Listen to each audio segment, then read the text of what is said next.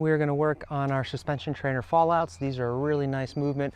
A, for teaching core control, teaching that anti-extension control, so you don't break your ribs. Well, see, your ribs don't flare out and you don't go into lumbar hyperextension. Teaches you how to it's the same sort of tension that you need for hollow bodies, but it's also going to teach how to keep your lats engaged and keep your shoulders nice and safe when you're going into an overhead position with external weight. So when I start the movement, I'm going to go ahead, maybe starting more or less directly underneath the line of the suspension trainer. I like to get up on my tippy toes. I feel like that gives me more control. And then with my abs tight, I'm going to go ahead and I'm going to come through until I'm more or less in overhead position. Hold it for a second or two, and then I'm going to come back. If I want to make it easier, I take a step forward, so I'm not quite as horizontal.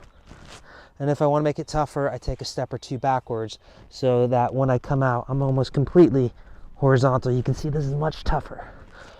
What we're going for in this is we're alternating with our partners.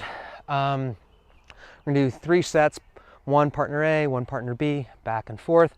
What the other partner is looking for, whichever partner is acting as a coach and watching, you want to make sure you keep the abs tight, your ribs in, you're not flaring out, you're not going into lumbar hyperextension. You also want to make sure that shoulder's nice and active and it looks like they have control. You obviously don't want people to lose control and come out here.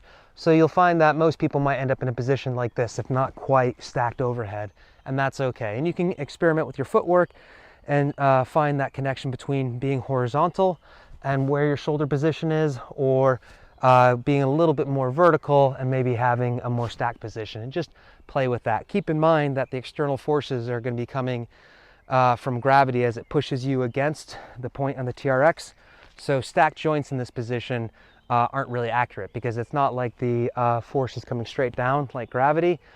Because you're out here, your levers are going to be much longer, which is why you really want to make sure you engage those lats, so you don't lose control at the top and go into shoulder flexion more than you want to.